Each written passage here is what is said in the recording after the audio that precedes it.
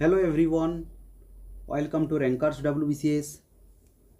আজকের ক্লাসে আমরা ভারতের ইতিহাসের একটা গুরুত্বপূর্ণ টপিক হলো ইন্ডিয়ান ন্যাশনাল কংগ্রেস বা ভারতীয় জাতীয় কংগ্রেস।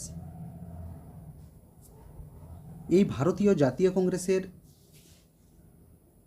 জাতীয় আন্দোলনে যে ভূমিকা এবং গান্ধীজি কীভাবে এই ইন্ডিয়ান ন্যাশনাল কংগ্রেসের সাহায্য নিয়ে ইংরেজদেরকে ভারত ছাড়তে বাধ্য করেছিলেন, এবং তাছাড়া এই ন্যাশনাল কংগ্রেসের যে অতি গুরুত্বপূর্ণ অধিবেশনগুলি অনুষ্ঠিত হয়েছিল, সেই গুরুত্বপূর্ণ অধিবেশনের যে গুরুত্বপূর্ণ ফ্যাক্টস আমাদের পরীক্ষার জন্য খুব ইম্পর্ট্যান্ট, সেগুলো নিয়ে আমরা আজ আলোচনা করব। তো চলো শুরু করা যাক। প্রথমে আমরা দেখে নেব এই যে ইন্ডিয়ান ন্যাশনাল কংগ্রেস, এখানে একটা ওয়ার্ড আছে কংগ্রেস। এই কংগ্রেস শব্দের অর্থ কী না, এই কংগ্রেস শব্দের অর্থ হলো জনগণের সমাবেশ। এই কংগ্রেস ওয়ার্ডটাকে অ্যাডপ্ট করা হয়েছে, নেওয়া হয়েছে নর্থ আমেরিকান হিস্ট্রি থেকে। স্পেশালি যদি বলা হয় ইউএস বা আমেরিকান কনস্টিটিউশন থেকে, ওদের পার্লামেন্টের একটা পার্ট হলো কংগ্রেস। সেই কংগ্রেস থেকে এই ইন্ডিয়ান ন্যাশনাল কংগ্রেসের কংগ্রেস ওয়ার্ডটাকে নেওয়া হয়েছে। ভারতীয় জাতীয় কংগ্রেসের প্রতিষ্ঠা লগ্নে ইন্ডিয়ান ন্যাশনাল কংগ্রেসের নাম ছিল Indian national union. Indian national union, যার প্রতিষ্ঠাতা ছিলেন অ্যালান অক্টেভিয়ান হিউম, স্কটল্যান্ডের বাসিন্দা এবং ভারতের কী ছিল, এক্স সিভিল সার্ভেন্ট ছিলেন। তো ইনি প্রতিষ্ঠা করেছিলেন ইন্ডিয়ান ন্যাশনাল ইউনিয়ন। পরবর্তীকালে দাদাভাই নরৌজি এই ইউনিয়ন শব্দটাকে হাটিয়ে রিমুভ করে এই কংগ্রেস শব্দটাকে অ্যাড করেছিলেন। তাহলে আলটিমেটলি বলতে গেলে ইন্ডিয়ান ন্যাশনাল কংগ্রেসের নামটা দিয়েছিলেন কে, দাদাভাই নরৌজি। এটা মনে রাখবে, অতি গুরুত্বপূর্ণ। তাহলে আমরা দেখলাম এর প্রতিষ্ঠা হয়েছে, প্রতিষ্ঠাতা ছিলেন অ্যালান অক্টেভিয়ান হিউম। এর প্রতিষ্ঠা হয়েছিল 28শে ডিসেম্বর 1885-তে। সেই সময় ভারতের ভাইসরয় ছিলেন ডাফরিন ভাই সাহাব, লর্ড ডাফরিন, এবং ভারত সচিব ছিলেন লর্ড ক্রস। তাহলে ভারতের জাতীয় কংগ্রেসের প্রথম অধিবেশন হওয়ার কথা ছিল মহারাষ্ট্রের পুনা, বর্তমানে পুনেতে। কিন্তু সেই সময় প্লেগ এই পুনাতে ভয়ঙ্কর আকার ধারণ করেছিল, তাই পুনার যে অধিবেশন সেটা ক্যান্সেল করে এটা শিফট করা হয় মহারাষ্ট্রের বোম্বেতে, এবং গোকুল দাস তেজপাল সংস্কৃত কলেজে এটাকে রিমুভ করা হয়। পুনের থেকে বোম্বাইয়ের গোকুল দাস তেজপাল সংস্কৃত কলেজ। এই জাতীয় কংগ্রেসের প্রথম অধিবেশনের প্রেসিডেন্ট বা সভাপতি হিসাবে সভাপতি ছিলেন উমেশ চন্দ্র ব্যানার্জি। 72 জন সদস্য উপস্থিত ছিলেন, এবং প্রথম অধিবেশনে 9টা প্রস্তাব কী হয়, গৃহীত হয়। এদের মধ্যে উল্লেখযোগ্য হলো লেজিসলেটিভ কাউন্সিলের কি সম্প্রসারণ, এবং এই লেজিসলেটিভ কাউন্সিলে ভারতীয়দের সংখ্যা বৃদ্ধি, ICS পরীক্ষার সংস্কার এবং সামরিক ব্যয় কমানো, এগুলো ছিল গুরুত্বপূর্ণ প্রস্তাব যেগুলো পাস হয়েছিল। এছাড়াও দাদাভাই নরৌজি, ওয়াচা, ফিরোজ শাহ মেহতা, এই সমস্ত পার্সোনালিটি কিন্তু এ প্রথম অধিবেশনে উপস্থিত ছিলেন। এদের গৌরবময় উপস্থিতি ছিল। কংগ্রেসের এই প্রথম পর্বের বা প্রথম দিকের নেতারা ছিল কি না, যে অ্যাপ্রোচ রাখতো সেটা হচ্ছে মডারেট অ্যাপ্রোচ। এদেরকে কি বলা হয়, নরমপন্থী। এরা ইংরেজদের সাথে ডাইরেক্ট পাঙ্গা নিতে চাইতো না। এরা ভাবতো যে না, ইংরেজ শাসন ভারতের জন্য এটা একটা আশীর্বাদের মতো, এবং তাই ওদের কাছে কী করতো, প্রার্থনা করতো, প্রে করতো, পিটিশন দিত, আবেদন করতো, অনুনয় বিনয়ের মাধ্যমে কি দাবি দাওয়া আদায়ের চেষ্টা করত। এবং সব দাবি ছিল কি সংবিধানসম্মত এবং শান্তিপূর্ণ, কোনো রকম ওদেরকে কি ডিস্টার্ব করতেন না। হ্যাঁ, তাহলে আমরা দেখলাম কি কংগ্রেসের, ইন্ডিয়ান ন্যাশনাল কংগ্রেসের প্রতিষ্ঠা কিভাবে হলো, তার যে সমস্ত এক্সাম রিলেটেড বা এক্সামের জন্য আমাদের গুরুত্বপূর্ণ তথ্য সেগুলো আমরা দেখে নিলাম। এরপর আমাদের পরীক্ষার জন্য গুরুত্বপূর্ণ হলো যে এই কংগ্রেস প্রতিষ্ঠার পর কংগ্রেসের নিয়ে বিভিন্ন যে পার্সোনালিটি বা পার্সন বা বিভিন্ন জনের যে মতামত, সেই অপিনিয়নগুলো আমরা একটু দেখে নেব, বা যে কমেন্ট করেছিল সেই কমেন্টগুলো দেখে নেব। এখান থেকে ডাইরেক্ট কোশ্চেন আসে, ডাইরেক্ট কোনো একটা স্টেটমেন্টকে উঠে দেয়, এটা কে বলেছিলেন, এটা কার মন্তব্য, এটা কার অপিনিয়ন। তো প্রথমেই দেখে নেব এই কংগ্রেসটা অ্যাকচুয়ালি অনেকে মনে করেন কি যে এটা একটা সেফটি ভালভ থিওরি। এটা অনেকে মনে করেন কি এটা একটা সেফটি ভালভ থিওরি, সেই হিসেবেই কংগ্রেসটার ফরমেশন হয়েছিল। তো এই যে সেফটি ভালভ থিওরি, এটাকে সমর্থন কে করেছিলেন, হিউমের ধারণাকে সমর্থন করেছেন কে, লালা লাজপত রায়। কংগ্রেসকে ধ্বংসাত্মক শক্তির প্রতিরাধক বা সেফটি ভালভ বলা হয়েছে। তো এটা লালা লাজপত রায় হিউমের ধারণাকে কী করেছিলেন, সমর্থন করেছিলেন। একে হলো। দুইয়ে মোহাম্মদ আলী জিন্নাহ কংগ্রেস সম্পর্কে কী করেছেন, কমেন্ট করেছেন। কংগ্রেসকে কী বলেছেন যে কংগ্রেস হচ্ছে কি একটা ক্ষমতালোভী মত্ত সংস্থা। তাহলে কি না, জিন্নাহ বলেছেন ক্ষমতালোভী সংস্থা, একটা ক্ষমতালোভী মত্ত সংস্থা বলেছেন কে, মোহাম্মদ আলী জিন্নাহ। লর্ড ডাভরিন ভাই সাহেব কী বলেছেন, মাইক্রোস্কোপিক মাইনরিটি, অর্থাৎ কি ক্ষুদ্র সংখ্যালঘুদের এটা একটা কি সংগঠন, মাইক্রোস্কোপিক মাইনরিটি। লর্ড কার্জন এ তো কয়েক ধাপা আগে, এ বলেছে এ যেভাবে পরবর্তীকালে আমরা দেখব স্বদেশী আন্দোলনের সময় কংগ্রেস যেভাবে স্টেপ নিচ্ছিল, সেই জ্বালা যন্ত্রণায় ছটপট করতে করতে কমেন্ট করে বসেন। কি বলেন যে এই কংগ্রেসের আমি কি শান্তিপূর্ণ পিসফুল ডিমাইস চাই, যে শান্তিপূর্ণভাবে যেন এটা শেষ হয়ে যায়। আমরা পরবর্তীকালে যখন দেখব যে সুরাট স্পিলিট হবে, খুব বলে বাবা বাবা ক্যা বাত হ্যাঁ, মজা আ গেয়া। তাহলে এই লর্ড কার্জন কী চেয়েছিলেন না, কংগ্রেসের মৃত্যু কামনা, পিসফুল ডিমাইস, কংগ্রেসের শান্তিপূর্ণ ও স্বাভাবিক মৃত্যু কামনা করেন। কে করেছিলেন না, লর্ড কার্জন। এই কংগ্রেসের এই সমস্ত কাজকর্ম দেখে পড়ে অশ্বিনী কুমার দত্ত এ বলছে এই কংগ্রেস যা কিছু করছে না, এগুলো সব কি ওদের অ্যাকচুয়ালি অধিবেশনটা 3 দিন চলতো, ডিসেম্বরের লাস্ট 3টে দিন।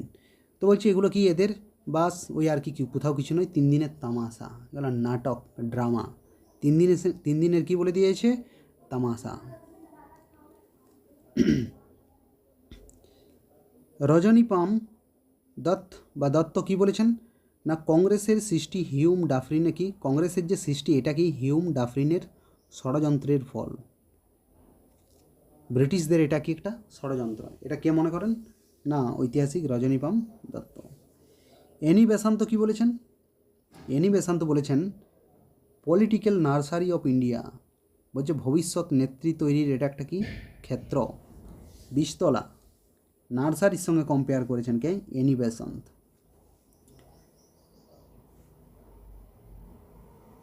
সৈয়দ আহমেদ খান এবং থিওডর ব্রেক এটাকে বলেছেন অস্ত্রবিহীন কি একটা গৃহযুদ্ধ।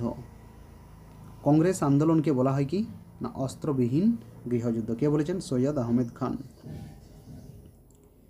দাদাভাই নরৌজি কংগ্রেস সম্পর্কে কি মন্তব্য করেছেন না, স্বায়ত্ত শাসনই কি মুক্তির পথ, স্বায়ত্ত শাসন সেলফ গভর্নমেন্ট ভারতের দারিদ্র্য এবং দুর্বলতার কি মূল প্রতিকার। অরবিন্দ ঘোষ খুব ইম্পর্ট্যান্ট ইনার কমেন্ট, বলছে এটা জাতীয় নয়, এটা বিজাতীয় কংগ্রেস। কংগ্রেসকে কি বলেছে, বলছে এটা জাতীয় নয়, এটা বিজাতীয় কংগ্রেস। এছাড়া আমরা দেখব বাল গঙ্গাধর তিলক বা বালগঙ্গাধর তিলক কি বলেছেন, বলছে ভিক্ষাবৃত্তির কি রাজনীতি, শুধু আবেদন নিবেদন, কোনো শক্তিশালী আন্দোলন নয় এদের কাজকর্ম দেখে। পলিটিক্যাল ম্যান্ডিক্যান্সি, ভিক্ষাবৃত্তির রাজনীতি। এছাড়া আরও কিছু তথ্য আছে, আমরা দেখে নেব। ব্রিটিশ যে আমলাস সমসাময়িক সময়ের, উনারা এই ইন্ডিয়ান ন্যাশনাল কংগ্রেসকে বলতো কি, এ বডি অফ বাবুস, বাবুদের একটা কি, এটা একটা বডি, সংগঠন। কে বলেছিল না, বাই ব্রিটিশ অফিসিয়ালস। এটাকে বাবু কংগ্রেস বলা হতো। বলছে সাধারণ মানুষের যোগাযোগ কোথায়, সব তো বাবু লোক, বড় বড় উকিল, অ্যাডভোকেট, এই ধরনের লোক ছিল। বলছে সাধারণ মানুষ কোথায়, তাহলে এটা কি, এ বডি অফ বাবুস। জুডিথ ব্রাউন বলেছেন, এর কমেন্টটা কিন্তু খুব গুরুত্বপূর্ণ পরীক্ষার জন্য। জুডিথ ব্রাউন বলছে ইন্ডিয়ান ন্যাশনাল কংগ্রেস ছিল ফ্লেক্সিবল অর্গানাইজেশন, একটা লচিলাপন কি না একটা অর্গানাইজেশন ছিল। বলছে সময় অনুযায়ী আমরা যদি কংগ্রেসের কাজকর্ম দেখি, তো সময় অনুযায়ী কী করেছে, পরিবর্তন করেছে কিন্তু কংগ্রেস। আমরা দেখেছি একটা ফেজে ছিল মডারেট, পরে দেখেছি কংগ্রেস আবার কী হয়েছে, এক্সট্রিমিস্ট, আবার গান্ধীর সময় নন ভায়োলেন্স, অহিংসা, সত্যাগ্রহ, আবার আলটিমেটলি আমরা দেখেছি কি, কুইট ইন্ডিয়া মুভমেন্ট।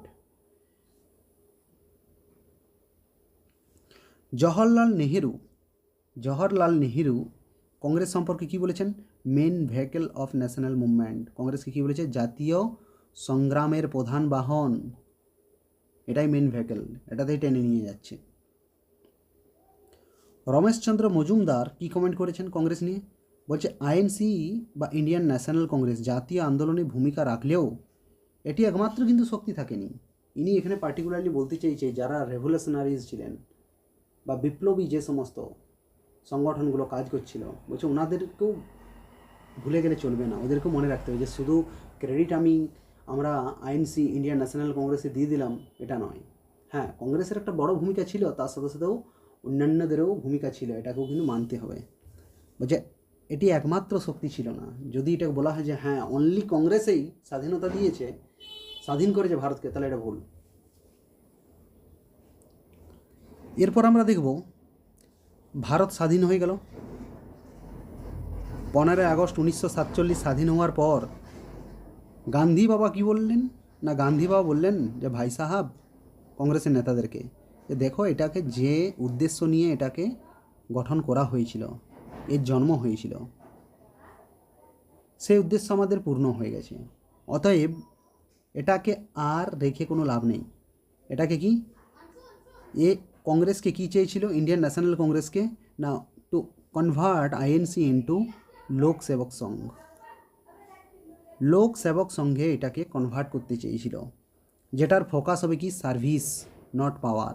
ভারত স্বাধীন হয়ে গেছে, ভারতীয়দের হাতে ক্ষমতা। এবার কি বলছে, এর লোক সেবক সংঘ হয়ে যাবে এটা কনভার্ট, এবং যে সংস্থার কাজ হবে সার্ভিস, পাওয়ারের ক্ষেত্রে নয়। কিন্তু তৎকালীন যে সমস্ত নেতা, মেনলি জওহরলাল নেহেরু, প্যাটেল, রাজেন্দ্র প্রসাদ এবং অন্যান্য যে সমস্ত কংগ্রেসের নেতা ছিল, তারা বললেন না, ফসল খাবার মতো হয়ে গেছে, না খেয়ে ছেড়ে দিলে কি করে হয়। এতদিন ধরে জেল খেটে লড়াই করে স্বাধীন করেছি, এটাতে হয়তো কিছু হতে পারে, আমাদের দেশের জন্য কিছু করতে পারি আমরা, অতএব এটাকে শেষ করে দিলে চলবে না। এবং আলটিমেটলি আমরা দেখলাম আইএনসিকে কী করলো, ওরা পলিটিক্যাল পার্টিতে কনভার্ট করে দিল। গান্ধীজি এই লোক সেবক সংঘের মাধ্যমে কী চেয়েছিল না, ভিলেজ কনস্ট্রাকশন, ভিলেজ রিকনস্ট্রাকশন, দারিদ্র দূরীকরণ, শিক্ষা ও স্বাস্থ্যের উন্নতি, সামাজিক সেবা, জাতীয় পুনর্গঠন। তাহলে কি আমরা কি দেখলাম, এই লোক সেবক সংঘ, এটা কিন্তু খুব গুরুত্বপূর্ণ, যে গান্ধীজি কংগ্রেসকে শেষ করে দিতে চেয়েছিল, যেটাকে শেষ করে দাও, এটাকে রাখার কোনো প্রয়োজন নেই। এরপর আমরা এই ভারতীয় জাতীয় কংগ্রেসের 1885 থেকে 1947 পর্যন্ত যে বার্ষিক যে 54টা সেশন বা অধিবেশন আছে, এগুলো কিন্তু আমাদের পরীক্ষার জন্য খুব গুরুত্বপূর্ণ। এই 54টা অধিবেশনই করার প্রয়োজন নেই, কিছু কিছু কেটে ছেটে যেগুলোর থেকে বারবার পরীক্ষায় প্রশ্ন এসেছে বা প্রশ্ন আসছে এবং যেগুলো অতি গুরুত্বপূর্ণ সেগুলো নিয়ে আলোচনা করব। তাহলে টোটাল কতগুলো না অ্যানুয়াল সেশন হয়েছিল কতগুলো না 54। প্রথম হয়েছিল বোম্বাই 1885 এবং স্বাধীনতার পর্যন্ত লাস্ট সেশন হয়েছিল 1946-এ মিরাটে। তো এখানে আমরা একটু লোকেশনগুলো দেখে নেব। মেনলি সবচেয়ে বেশি যে শহরে কংগ্রেসের অধিবেশন অনুষ্ঠিত হয়েছিল সেটা হলো কলকাতা। কলকাতায় 10টা সেশন অনুষ্ঠিত হয়েছিল। এবং তারপর আমরা দেখব চেন্নাই, মাদ্রাজ, তৎকালীন মাদ্রাজে হয়েছিল 7টা, বোম্বেতে হয়েছিল 6টা এবং লখনৌতে 3টে, দিল্লিতে 3টে, লাহোরে 4টা, করাচিতে 2টো। এছাড়া আমরা দেখতে পাচ্ছি একটা গুয়াহাটিতে হয়েছিল নর্থ ইস্ট রিজিয়নের।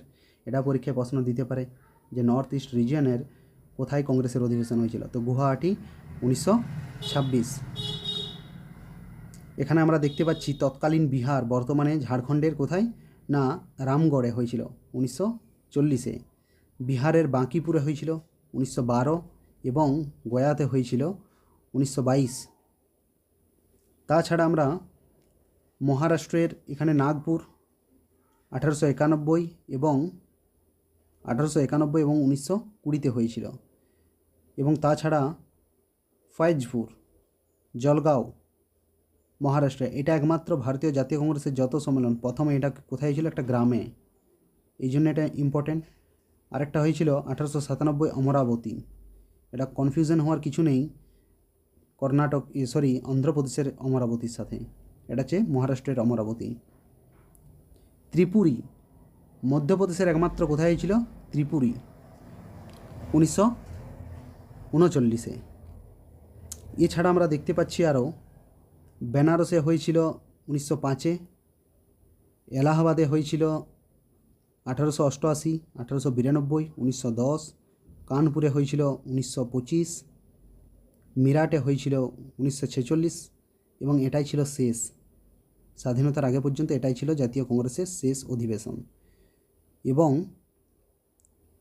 অমৃতসর 1919, লাহোরে আমরা দেখলাম, করাচিতে দেখলাম, সুরাটে 1907 এবং হরিপুরা, এটাও খুব ইম্পর্টেন্ট পরীক্ষার জন্য, নেতাজি সুভাষচন্দ্র, বিশেষ করে নেতাজির জন্য 1938। তাহলে এই 54টা সেশনের মধ্যে বা এই অধিবেশনের মধ্যে যেগুলো পরীক্ষার জন্য অতি গুরুত্বপূর্ণ সেগুলো আমরা দেখে নেব। এখানে আরেকটা এই কাকিনাড়া অন্ধ্রপ্রদেশের।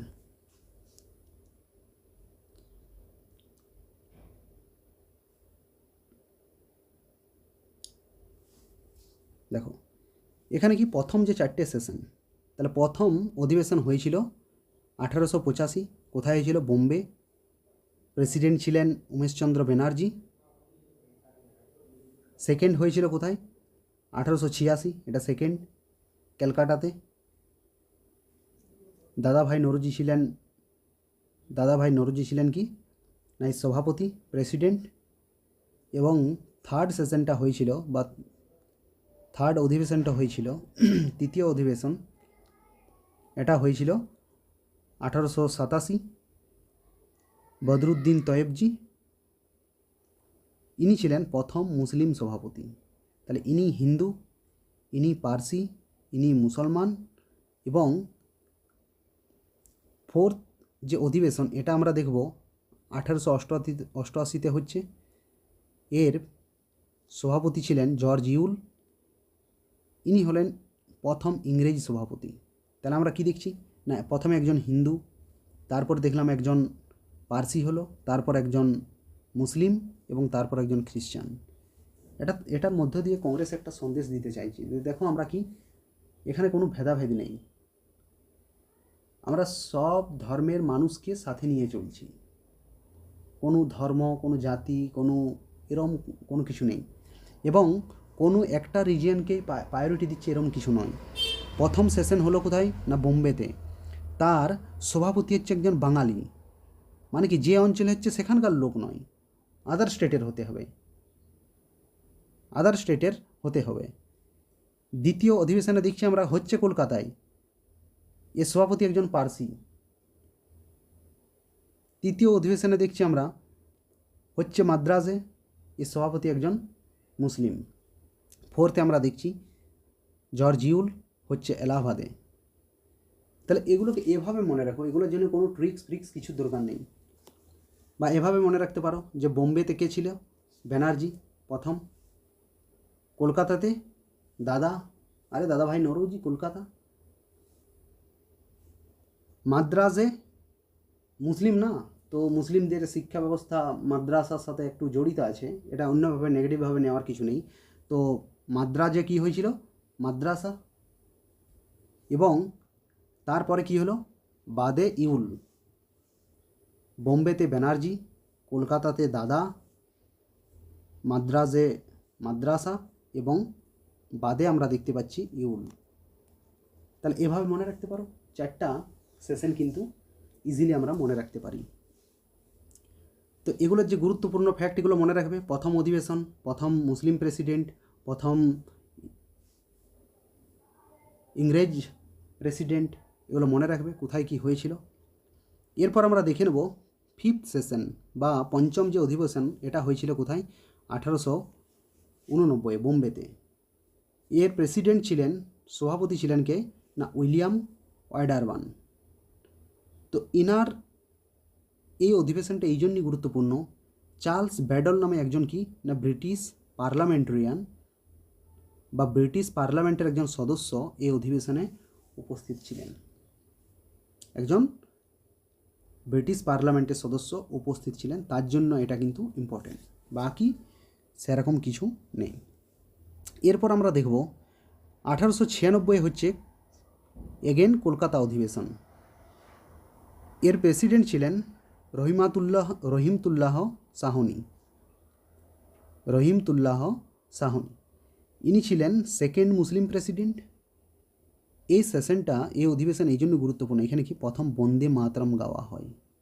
প্রথম বন্দে মাতরম কোথায়? কলকাতায়। কততে? 1896। প্রেসিডেন্ট রহিমতুল্লাহ সাহনি। এখানে তাছাড়া কি আরেকটা ইম্পর্ট্যান্ট ফ্যাক্ট হলো অর্থনৈতিক শোষণ এই অধিবেশনের মূল বিষয় ছিল। বন্দে মাতরম তো গাওয়া হয়েছিল, এই অধিবেশনের মূল বিষয় ছিল কি? অর্থনৈতিক শোষণ। Drain theory goat approved. দাদা ভাই নরোজি যে drain of oil, drain theory, এই ড্রেন থিওরি কী করা হয় না, এটা অ্যাপ্রুভ পেয়ে যায় এই অধিবেশনে। আচ্ছা, এই যে বন্দে মাতরম গানটা গাওয়া হয়েছিল, এর সুরকে দিয়েছিলেন বা গেয়েছিলেন কে? না রবীন্দ্রনাথ ঠাকুর। এটাও গুরুত্বপূর্ণ তথ্য। তাহলে এখানে আমরা চারটা জিনিস দেখলাম। এরপর আমরা দেখব, তাহলে 1896 পর্যন্ত কমপ্লিট হয়ে গেল। এরপর আমরা দেখব আমাদের গুরুত্বপূর্ণ যে তিনটে অধিবেশন রয়েছে 1905, 1906 এবং 1907। আমরা দেখব প্রথম ফেজের যে জাতীয় কংগ্রেসের নেতৃবর্গ ছিলেন, এরা ছিলেন নরমপন্থী। অনুনয়, বিনয়, সবিনয়, নিবেদন, অ্যাপ্লিকেশনের মাধ্যমে দাবি দেওয়া বা কিছু পাওয়ার চেষ্টা করতেন ইংরেজদের কাছ থেকে। কিন্তু ধীরে ধীরে আমরা দেখলাম না, এক্সট্রিমিস্ট লিডার এদেরও কি একটা বড় অংশ বিভিন্ন দাবি দেওয়া এবং আওয়াজ এরা কিন্তু উঠাতে থাকে এবং এরা চেষ্টা চালাতে থাকে।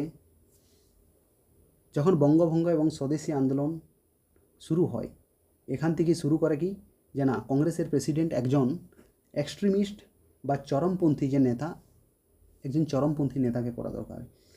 এই নরমপন্থী নেতাদের অনুনয়, সবিনয়, নিবেদনের মাধ্যমে কিন্তু কোথাও কিছু কোনো দাবি দাওয়া কোনো কিছু পাওয়া অসম্ভব, হবে না, করা দরকার। এরা চাইছিল এদের গ্রুপের একজন নেতাকে কী করতে না, প্রেসিডেন্ট করতে, সভাপতি করতে। কিন্তু নরমপন্থী নেতারা এমন একটা কার্ড ব্যবহার করলো না, ট্রাম্প কার্ড যাকে বলা হয়, যে সবার মুখ কি হয়ে গেল, বন্ধ হয়ে গেল। সবার সামনে প্রস্তাব রাখলো গোপাল কৃষ্ণ গোখলে, যে গোখলে জি কী হবে না বেনারস সেশনের সভাপতি। চরমপন্থীরা কী হয়ে গেল? চুপ, ট্রাম্প কার্ড, কিছু করার নেই। এবং এখানে আমরা কি দেখব যে আমাদের স্বদেশী আন্দোলন বা বয়কট আন্দোলনকে কি করছে এই অধিবেশন সমর্থন করছে। তাহলে এটা দেখলাম এরা ছেড়ে দিল, এক্সট্রিমিস্টরা বা চরমপন্থীরা ছেড়ে দিল যে ঠিক আছে বেনারস সেশন ছেড়ে দিলাম, বেনারসের অধিবেশন ছেড়ে দিলাম। পরের অধিবেশনে দেখি, পরের অধিবেশন হয়েছিল কোথায় না কলকাতায়। কলকাতাতে অ্যাগেইন একটা ট্রাম্প কার্ড ব্যবহার করে দিল। এরা চাইছিল আমাদের কেউ হোক, কিন্তু ইন্ডিয়ান ন্যাশনাল কংগ্রেস ডিক্লেয়ার করলো কাকে সভাপতি হিসাবে? দাদাভাই নরৌজি। সবাই আবার চুপ হয়ে গেল। চরমপন্থীরা কী হলো, এক্সট্রিমিস্ট লিডাররা চুপ হয়ে গেল। কিন্তু ওদের মনের মধ্যে একটা ক্ষোভ যে বারবার এরকম ট্রাম্প কার্ড ব্যবহার করে কদিন চলবে ভাই, আমাদেরকেও কিছু দেওয়া হোক।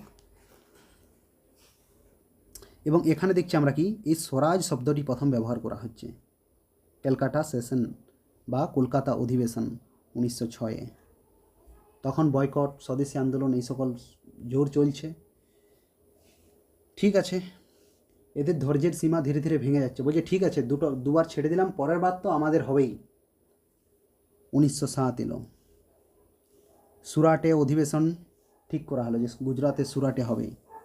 কিন্তু কংগ্রেস ওয়ার্কিং কমিটি কাকে প্রেসিডেন্ট ডিক্লেয়ার করলো? রাস বিহারী ঘোষ।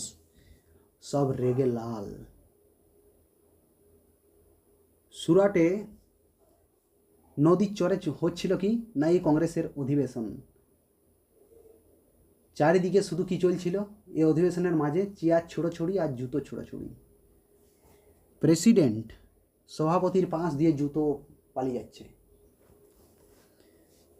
এখানে কি হচ্ছে না জাতীয় কংগ্রেসের এই যে দুটো গ্রুপ, চরমপন্থী এবং নরমপন্থী, মডারেট এবং এক্সট্রিমিস্ট, এরা দুটো গ্রুপে কি হচ্ছে ডিভাইড হয়েছে।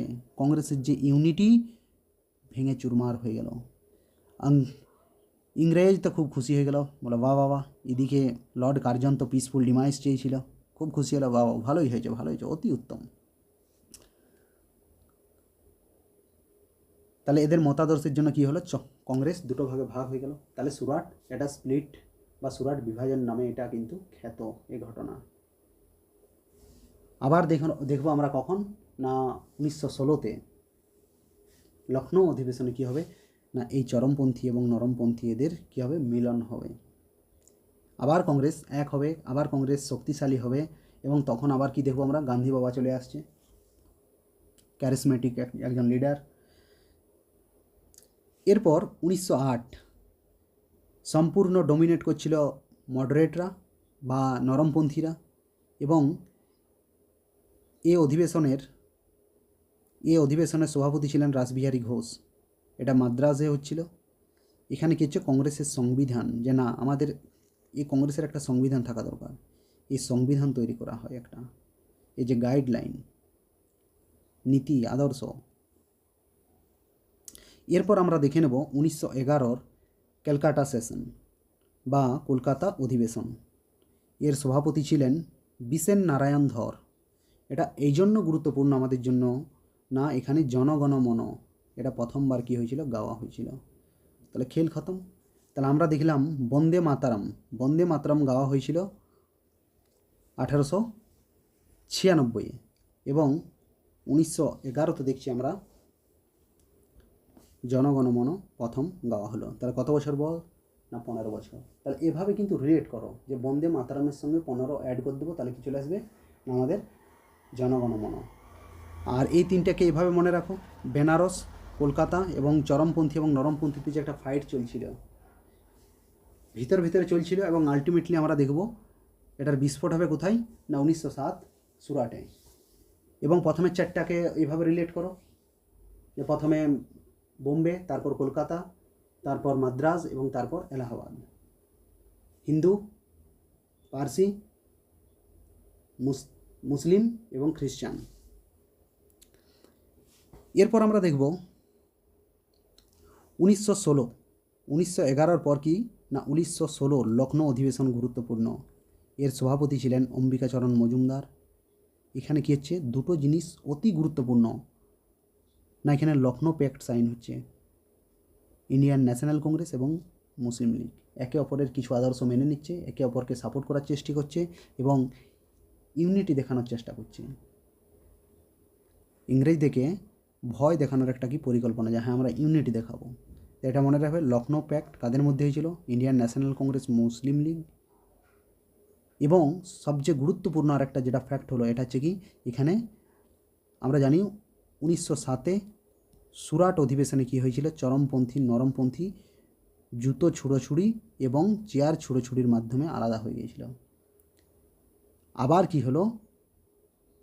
এই দুটো গ্রুপ কংগ্রেসের এক হয়ে গেল।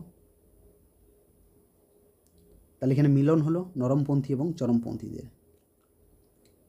এবং তারপর আমরা দেখব 1917-তে এই চরমপন্থী গ্রুপের থেকে এই অ্যানি বেসান্তকে প্রথম কী করা হবে? মহিলা সভাপতি করা হবে। তাহলে ভারতীয় জাতীয় কংগ্রেসের প্রথম মহিলা সভাপতি অ্যানি বেসান্ত কোন সেশনে হয়েছিল বা কোন অধিবেশনে করা হয়েছিল? 1917-র ক্যালকাটা অধিবেশন। কিন্তু ইনি ছিলেন বিদেশিনী। তো আমাদের জন্য আরেকটা প্রশ্ন ক্রিয়েট হয়, তো প্রথম ভারতীয় মহিলা সভাপতি কে ছিলেন? তো প্রথম ভারতীয় মহিলা সভাপতি ছিলেন সরোজিনী নাইডু। কোন সেশনে করা হয়েছিল, কোন অধিবেশনে? না 1925-এর কানপুর। তাহলে প্রথম দেখলাম অ্যানি বেসান্ত প্রথম মহিলা সভাপতি, ক্যালকাটা সেশন, কিন্তু ইনি বিদেশি ছিলেন। এরপর দেখলাম সরোজিনী নাইডু ভারতীয় মহিলা, 1925-এ কানপুরে করা হলো। তাহলে এটা একটা ফ্যাক্ট গেল। 3 নম্বর আরেকটা যেটা গুরুত্ব ফ্যাক্ট, প্রথম বাঙালি মহিলা সভাপতি, হ্যাঁ নেল্লি সেনগুপ্তা প্রথম বাঙালি মহিলা সভাপতি। কখন করা হয়েছিল এনাকে? না 1933-এর কলকাতা অধিবেশন বা ক্যালকাটা অধিবেশনে। তাহলে এই তিনটায় কী করে মনে রাখবো? এই মহিলা সভাপতিগুলোকে মনে রাখবো। দেখো, এটা মনে রাখো 1917 কলকাতা, এর সাথে 8 অ্যাড করো, 1925 আসবে, সরোজিনী নাইডু চলে আসবে প্রথম ভারতীয় মহিলা সভাপতি, এর সাথে আবার 8 অ্যাড করো, 1933 চলে আসবে। তাহলে 8 অ্যাড করলে আমরা কী হয়ে যাবে? এগুলো কিন্তু আমরা ইজিলি মনে রাখতে পারি। এরপর আমরা দেখে নেব 1920 যে নাগপুর অধিবেশন। আচ্ছা, 1920-তে একটা বিশেষ অধিবেশন ডাকা হয়েছিল, এটা কলকাতায়। এর যেটা অ্যানুয়াল বার্ষিক যে অধিবেশন, এটা ডাকা হয়েছিল নাগপুরে। এর সভাপতি ছিলেন সি চক্রবর্তী বিজয়া রাঘবাচারিয়া। সি বিজয়া রাঘবাচারিয়া। এটা এই জন্য গুরুত্বপূর্ণ, এখানে কি না ভাষা, এখানে কিন্তু অনেক বড় বড় সংস্কার আনা হয়েছিল এই অধিবেশনে, এই জন্য এটা গুরুত্বপূর্ণ জাতীয় কংগ্রেসের ইতিহাসেই। না ভাষাভিত্তিক প্রাদেশিক কমিটি এখানে কি করা হয়? গঠন করা হয়। ভাষাভিত্তিক প্রাদেশিক কমিটি গঠন করা হয়। আগে কংগ্রেসের সদস্যপদ নিতে হলে একটা হিউজ মানি একটা পে করতে হতো, বলে না এটা কম করো, মানুষের হাতে অত পয়সা কোথায়, বলছে 4 আনা করো, 4 আনা করে দেওয়া হয়, যাতে সহজে কৃষক, শ্রমিক, ছাত্র, বেকার যুবক এরা কি সহজেই এই কংগ্রেসের সদস্যপদ নিতে পারে। এবং নন কোঅপারেশন মুভমেন্ট এর প্রস্তাব এখানে পাস হয়, যে না গান্ধীজি চেয়েছিল নন কোঅপারেশন মুভমেন্ট, যে গান্ধীজি কী বলেছিলেন নন কোঅপারেশনের আগে বা অসহযোগ আন্দোলনের আগে, যে ব্রিটিশ ভারতে রাজ করছে এর পিছনে কারণ হলো ভারতীয়রা সাহায্য করছে, ভারতীয়রা যদি সাহায্য না করে ইংরেজ এত বড় দেশ চালাতে পারে না, তার জন্য এদেরকে কী করো না নন কোঅপারেশন, নো কোঅপারেশন, কোনোরকম কোনো সহযোগ নয়, এর জন্য শুরু করেছিল অসহযোগ আন্দোলন। এবং আমরা এখানে দেখতে পাচ্ছি কি কংগ্রেসকে নতুন করে গঠন করা হচ্ছে, কংগ্রেসের সংবিধানে পরিবর্তন করা হচ্ছে। এর আগে এটা একটা কী ছিল? অভিজাত লোকদের বা শিক্ষিত লোকেদের বা বাবুদের একটা অর্গানাইজেশন ছিল।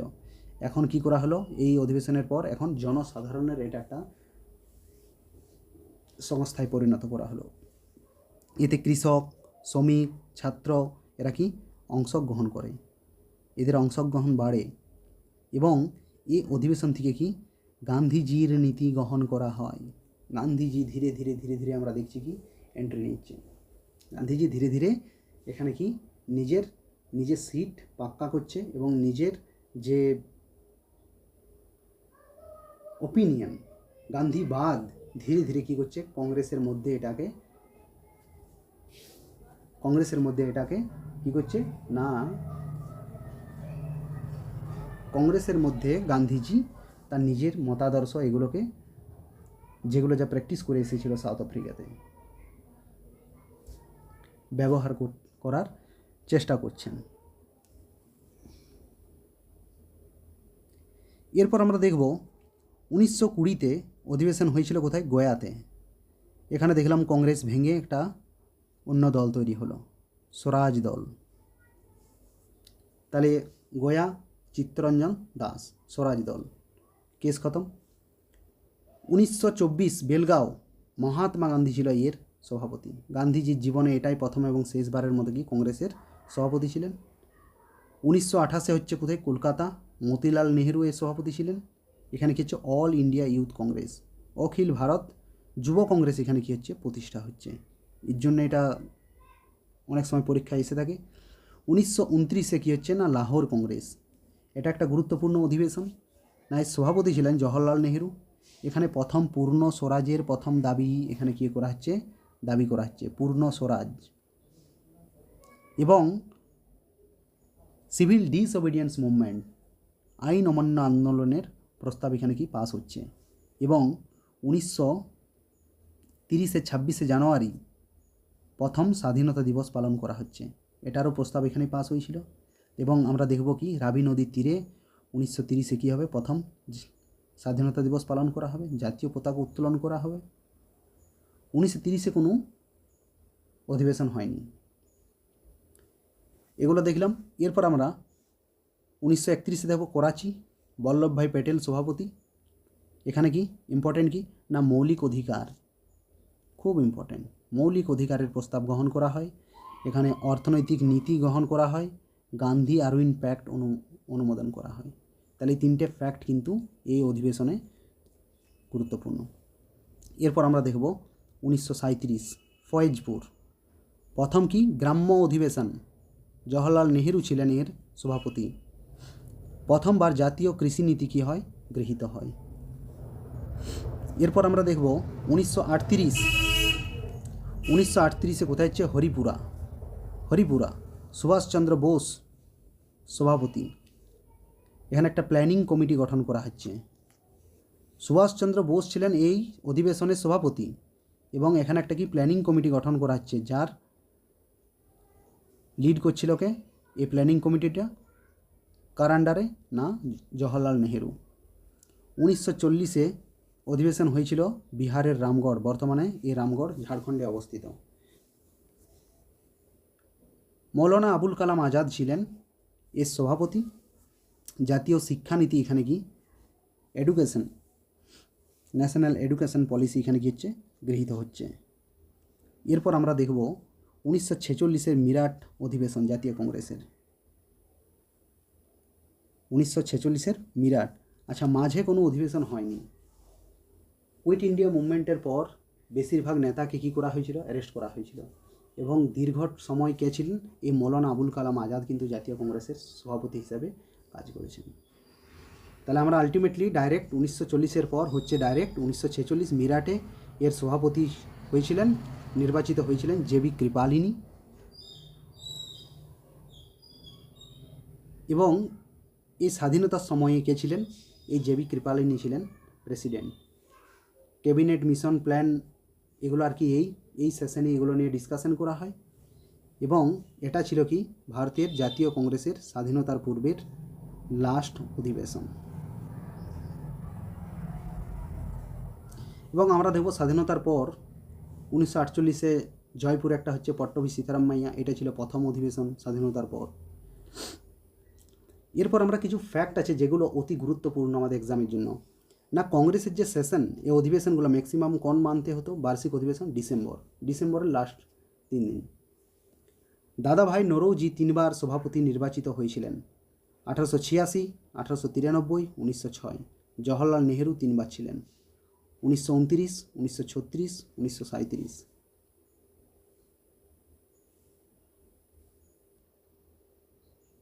আচ্ছা, এখানে একটা মিস হয়ে গেছে। 1943-এর ত্রিপুরী সেশন আমরা দেখলাম। এখানে কি হরিপুরা সেশন দেখলাম, সুভাষচন্দ্র বোস এবং সুভাষচন্দ্র বোসের আরেকটা অধিবেশন ইম্পর্ট্যান্ট, যেটা হলো ত্রিপুরী। এটা অন্ধ্রপ্রদেশে অবস্থিত ত্রিপুরী। এই ত্রিপুরীটা এই জন্য ইম্পর্ট্যান্ট, এখানে কি না প্রথমে এর আগে পর্যন্ত কী হতো, গান্ধীজি যাকে মনোনীত করে দিত না কংগ্রেসের সভাপতি, বাস ওর এগেনস্টে কেউ কোনো কথাই বলতো না। কিন্তু প্রথমবার দেখবো এখানে কি না এই বামপন্থী যে নেতারা এরা আওয়াজ তুলতে লাগলেন। গান্ধী যখনই প্রস্তাব করা হয় যে সুভাষবাবুকে আবার সভাপতি করা হোক, তো গান্ধীবাদী যে নেতা ওনারা কী করতে লাগলেন, প্রোটেস্ট। তো এনারা বললেও না, আমরাও ছাড়ছি না, আমাদের সুভাষবাবু চাই। তো বলছি ঠিক আছে ভাই, ভোটাভুটি হয়ে যাক। ভোট শুরু হলো এবং ভোটে কি হলো, সুভাষবাবু জিতে যায়। গান্ধীজি দেখে বলছে এই কী হয়ে গেল ভাই, এটা এটা এটা পট্টভি সীতারাম মাইয়াকে উনি কী করেছিলেন, নির্বাচনে দাঁড় করিয়েছিলেন। গান্ধীজির সাপোর্টার ছিলেন কে, গান্ধীজি কাকে সাপোর্ট করেছিলেন, পট্টভি সীতারাম মাইয়াকে। গান্ধীজি এখানে পট্টভি সীতারাম মাইয়া হেরে যাচ্ছে, গান্ধীজি বলছে এটা ওর হার নয়, এটা আমার হার, অতএব আমি কংগ্রেস ছাড়ছি। ধীরে ধীরে ধীরে ধীরে ধীরে গান্ধীজি ভোট এইসব বিশ্বাস না করে কংগ্রেসের সদস্যদের যে একটা ভোটের সম্মান সেটাকে কী করে অমান্য করে গান্ধীজি কী হলেন না কংগ্রেস থেকে বেরিয়ে গেলেন, এবং তার সাথে সাথে ওর চেড়া চামুন্ডা সব বেরিয়ে গেলেন। সুভাষবাবু দেখলেন তাই তো ভাই কংগ্রেস শেষ হতে যাচ্ছে, কী দরকার, আমিই কেটে পড়ি, কংগ্রেসেই জিন্দাবাদ, কংগ্রেস বেঁচে থাকুক। সুভাষচন্দ্র বসু ছেড়ে পড়ে ফরওয়ার্ড ব্লক গঠন করলেন। এবং আমরা দেখলাম কি সুভাষচন্দ্র বোস এবং ইলেকশন কন্টেস্ট হয়েছিল পট্টভি সীতারাম মাইয়ার মধ্যে। সুভাষবাবু জিতে গিয়েছিলেন। পরে গান্ধীজির এই সমস্ত কাজকর্মের জন্য তিনি পদত্যাগ করেন এবং তারপর কংগ্রেস ওয়ার্কিং কমিটি রাজেন্দ্র প্রসাদকে কী করেন না সভাপতি মনোনীত করেন। এটা ছিল। এরপর আমরা দেখে নেব, এগুলো তো দেখলাম। এই 1941 থেকে 1945-এর মাঝে কোনো কিন্তু কংগ্রেসের অধিবেশন হয়নি, কারণ তখন দ্বিতীয় বিশ্বযুদ্ধ চলছিল। তার সাথে সাথে কী চলছিল, কুইট ইন্ডিয়া মুভমেন্ট, সব নেতাদেরকে কি ধরে জেলে পুরে দিয়েছিল ইংরেজ। এবং যেহেতু কোনো সেশন হয়নি, তাই মৌলানা আবুল কালাম আজাদ উনি কী ছিলেন না কংগ্রেসের প্রেসিডেন্ট। তাহলে কংগ্রেসের সবচেয়ে কি লংগেস্ট প্রেসিডেন্ট 1941 থেকে 1945 লংগেস্ট প্রেসিডেন্ট, এবং কংগ্রেসের সবচেয়ে ইয়াংগেস্ট প্রেসিডেন্টও ছিলেন কে, এই মৌলানা আবুল কালাম আজাদ। এটা কিন্তু খুব গুরুত্বপূর্ণ। আচ্ছা, অ্যালান অক্টেভিয়ান হিউম যে ইন্ডিয়ান ন্যাশনাল কংগ্রেস এনার কী ছিলেন, এর প্রথম সাধারণ সম্পাদক ছিলেন। এটাও কিন্তু অনেক সময় এক্সামে এসে থাকে। তাহলে ইন্ডিয়ান ন্যাশনাল কংগ্রেসের প্রথম সাধারণ সম্পাদক কে ছিলেন, Allan Octavian Hume. Indian National Congress লন্ডনে একটা ব্রিটিশ কমিটি কী করেছিল, প্রতিষ্ঠা করেছিল, এবং ইন্ডিয়া নামে একটা সাপ্তাহিক পত্রিকা এখানে কী হতো, প্রকাশিত হতো। আমরা এই কংগ্রেসের যে টাইম পিরিয়ড এটাকে আমরা বিভিন্ন ফেজে ভাগ করতে পারি। 1885 থেকে 1905 পর্যন্ত এই ফেজকে বলা হয় নরমপন্থী অধ্যায় বা মডারেট ফেজ।